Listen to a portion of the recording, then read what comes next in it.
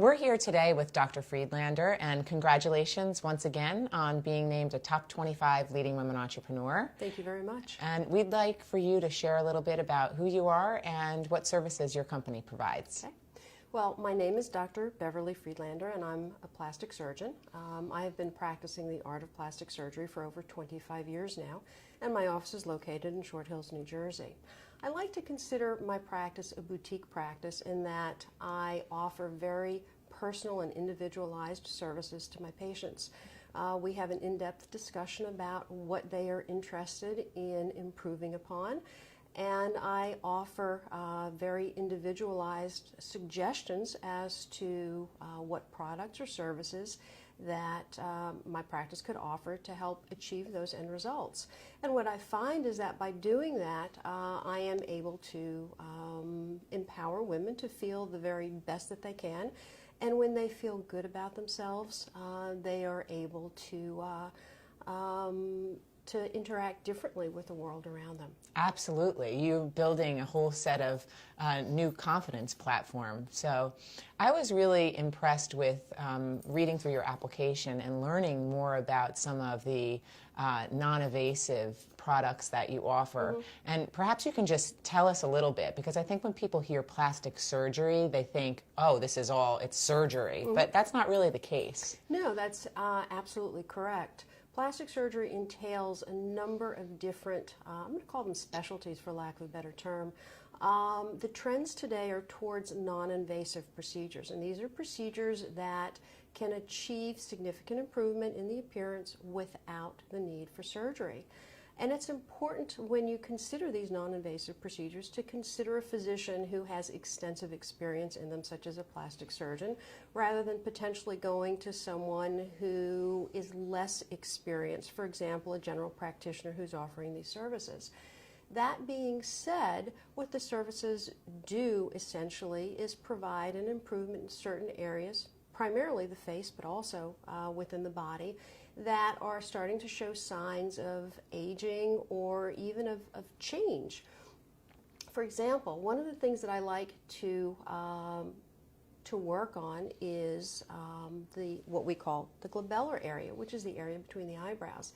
Many times we develop furrows or wrinkles within that area, which give the appearance of fatigue or even of anger. Yeah. Well, we are a population looking for instant gratification, and we basically have 10 seconds to make an impression on someone.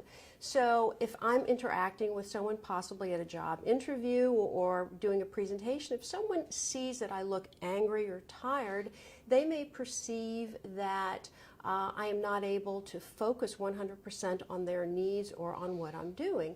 So a little bit of Botox right within that area helps to improve that region, provide a much softer facial appearance, and it allows people to relate more directly, because they feel as if I am focusing on them rather than on my fatigue or my anger. Absolutely. Much like the other procedures that I do, the non-invasives, the fillers, I'm able to soften lines which give the appearance of having an older or an aged appearance. And by softening these lines, I create a much more youthful appearance, and now someone thinks that I am more timely, that I'm more on par with what is going on. Mm-hmm. So the non-invasive procedures are procedures that give instantaneous improvement, that do not require any downtime, which is so crucial in today's environment. Mm-hmm. We need to be able to go back to our activities immediately, whether that activity is family-related, job-related, or even social. We want to look good, and we don't want to take the time that surgery requires to recover from. Mm-hmm. So the non-invasives will provide significant improvement without the downtime, without the bruising, without the other stigma of having had surgery, no scars, no incisions, and we get the improvement in our appearance. It sounds like you get good results and a nice solution. Absolutely. So we're going to move on to part of being named a top 25 is focused on how we give back as leaders in the community. Is there areas that you'd like to share with us with advocating for women or nonprofits that you're involved in? Well, actually both. Now, I said that I've been doing this for 25 years, which is kind of interesting. I've been practicing since the late 80s. Well, early in the 1990s, breast reconstruction had become much more common, and even back then it was not as common as it was now. And I remember back in the 90s that there were issues with insurance coverage for breast reconstruction. So I went to Washington with a large group of plastic surgeons, and I advocated for breast reconstruction. And as a result of that effort, we were able to ensure that the government passed legislation that all insurance carriers were required to cover breast reconstruction, and that's all aspects of breast reconstruction. Wow, I mean, you're a pioneer in that. In that regard, yes. Yeah, in that regard. Unbelievable. I mean, you've definitely affected so many lives with that. And that is what I like to think about my practice, the fact that I am not doing anything for vanity. I am doing this to make people feel good about themselves and sometimes even to feel whole again. And breast reconstruction now is a small part of my practice. It used to be a very large part of my practice, but it is one of the most rewarding things that I do. Absolutely. So the theme of today's event is Unleashing Your Power.